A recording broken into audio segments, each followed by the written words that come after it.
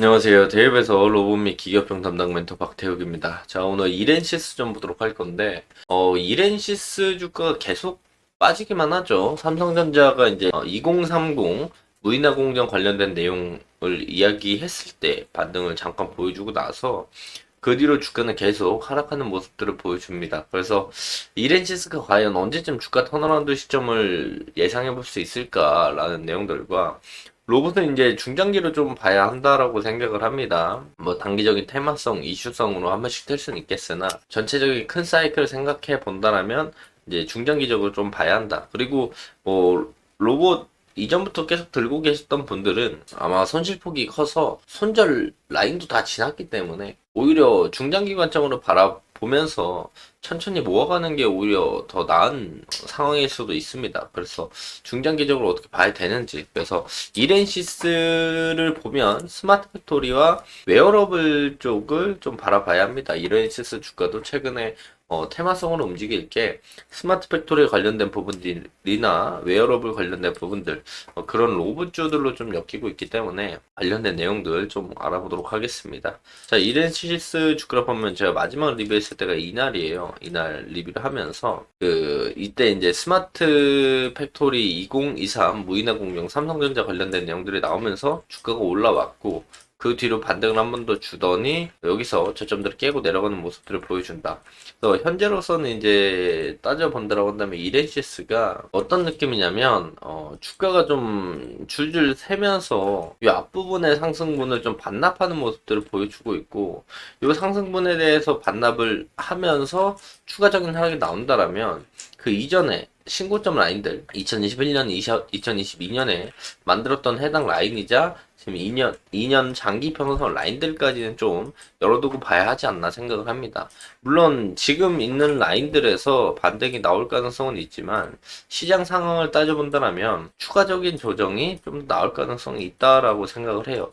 그래서 추가적인 시장 상황을 보면은 금일 코스피 코스닥을 다 합쳐봐도 상승하는 종목 230개, 하락하는 종목 2천 뭐 한 300개 정도 됩니다. 그렇다면 훨씬 더 하락하는 종목이 많은 이런 상황인 거죠. 그러면 코스피 따져봐도 2.7%, 코스닥 따져봐도 2.8% 하락하는 모습들을 보여주고 있으니까 전체적으로 시장이 좀 오늘 빠지고 있어요.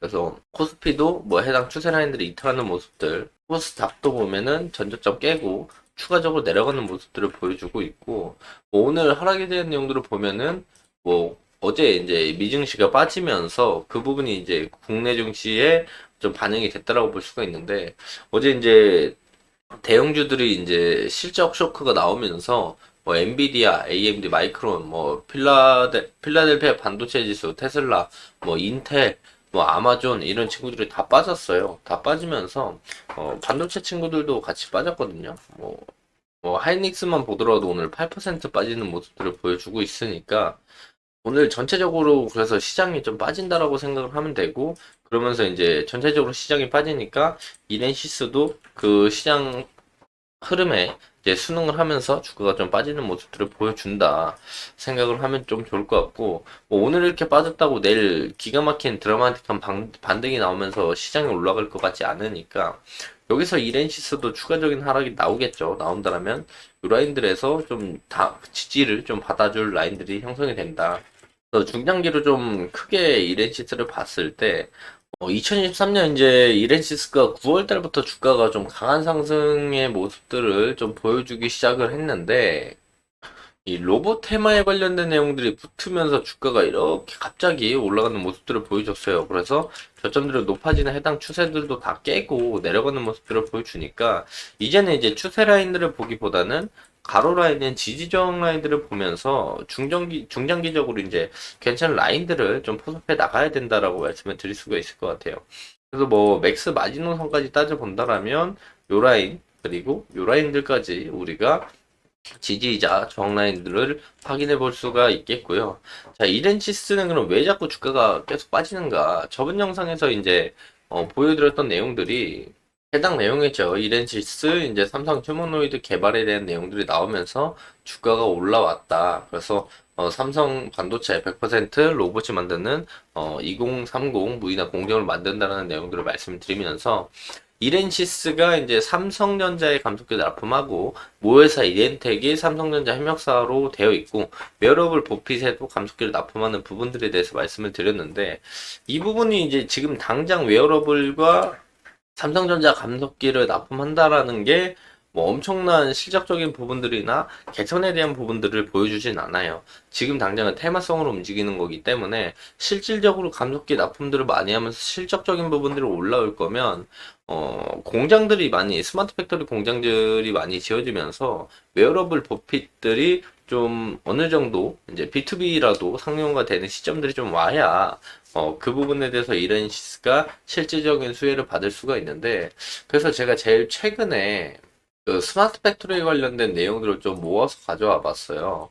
7월 초에 나온 거고 폭스바겐 중국에서 휴머노이드 로봇은 무인화 공정을 만든다. 이제 만들기 시작하는 거기 때문에 또 이제 다른 쪽으로 또 보면은 자 니오 화웨이 손잡고 로봇 자동차 공장을 만든다. 시험 가동을 진행하고 있다. 이런 내용들이 나오고 또한 이제 사람이 로봇 볼트를 조이는 한국, 중국은 로봇 공장에서 찍어내는 모습들. 또한 삼성뿐만 아니라 LG전자도 스마트 팩토리 사업을 2023년 조 단위로 육성을 한다라고 되어 있죠. 역시나 테슬라도 인간형 로봇 옵티머스 내년부터 공장에 투입. 이게 2025년에 이제 테슬라 공장에 투입이 되고 2026년부터는 상용화된 부분들을 외부에 판매를 하는 양산을 목표로 하고 있다고 되어 있습니다.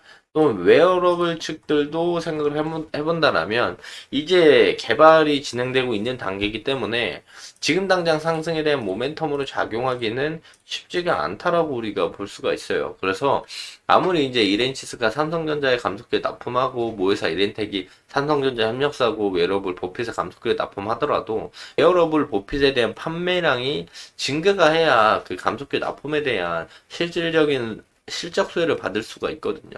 그리고 스마트 팩토리도 지금부터 많이 지어져야 그 부분에서 이렌시스가 수혜를 받을 수가 있어요. 그래서 이렌시스 또한 이제 메인으로 따져 본다면 매출 기준에 모티스럽, 도어로 관련된 매출이 제일 높고요. 그 다음에 이제 매출이 스태핑 모터, 노즐, 댐퍼, 그리고 감속 모터 정도 되는데 모티스락, 그 도어락 관련된 매출 외에는 거의 고만고만한 모습들을 보여줍니다.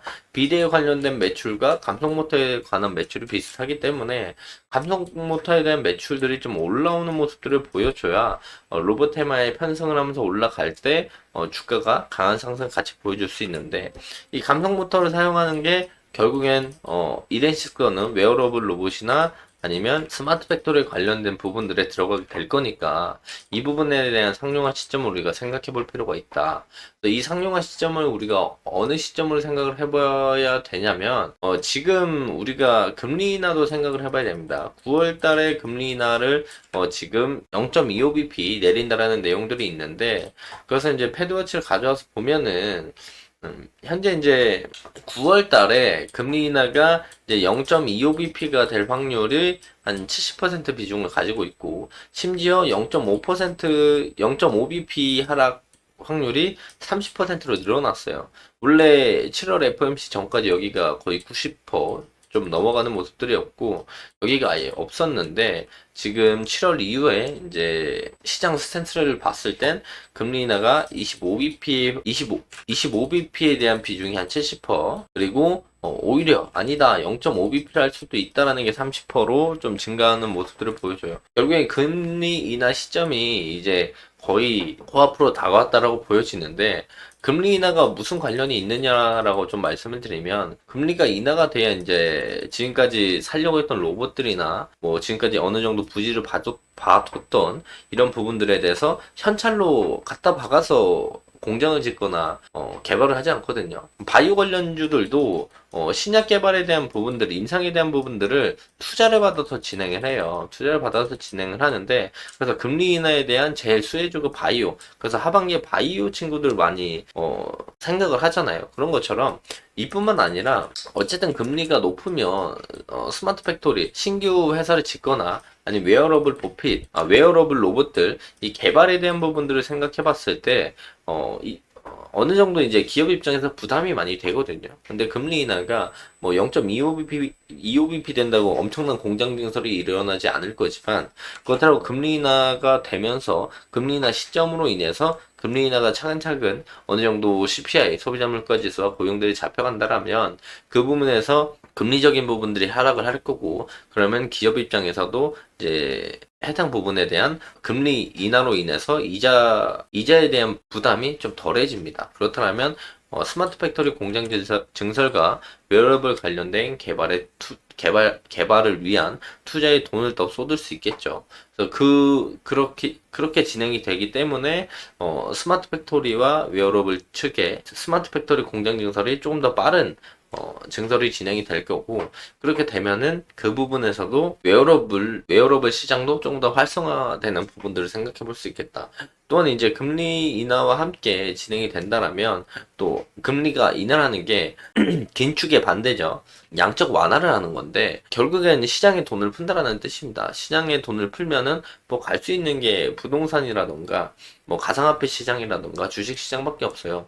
이쪽으로 돈이 좀 들어오면서 그런 수급들도 우리가 예상해 볼 수 있으니까, 금리 인하 시점과 공장 증설 시점, 웨어러블 쪽에 이제 상용화 시점들이 이렌시스가 주가가 다시 한번 강한 상승을 보여줄 수 있는 시점이기도 하다. 그래서 이런 부분들을 생각을 하시면서 이제 이렌시스를 보시면 좋을 것 같다라고 말씀을 드릴 수가 있겠고, 단기적으로 이제 뭐 이런 추세를 보기보다는 이제는 이렌시스는 좀 더 큰 그림으로 한 중장기적으로 우리가 생각을 하면서 대형 매물대, 이제 이전에 강한 상승과 강한 저항을 받았던 매물대 라인들을 체크를 하면서, 오히려 이제 이렌시스 같은 종목들은, 로봇 관련 주들은 오히려 이제 오늘 같은 시장이 땡큐일 수도 있죠. 빠졌을 때 모아갈 수 있는 매물대 라인들 을 좀 만들어주는 형국이기 때문에, 오히려 이렇게 빌빌 기면서 하락하는 것보다 차라리 주가가 한 번에 이렇게 빠져줘야 우리가 대응을 잘해서 눌림목이나 뭐 지지정 자리를 잘 공략을 했다면,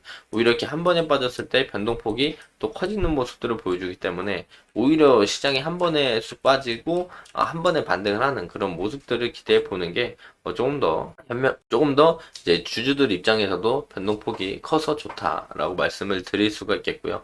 결국에 이렌시스는 좀 중장기적으로 보면서 금리 인하와 스마트 팩토리 공장 증설, 그리고 웨어러블 상용화 시점이 좀 다가와야만 이렌시스가 반등에 대한 모습들을 보여줄 수 있다 말씀을 드리면서 금일 영상 마무리하도록 하겠습니다. 자, 해당 영상은 제 개인적인 견해가 많이 담겨있기 때문에 투자자분들의 주관적인 생각, 그리고 제가 말씀드린 해당 내용들을 토대로 현명한 선택을 하시면 좋을 것 같습니다. 자, 금일도 영상 끝까지 시청해 주셔서 감사합니다.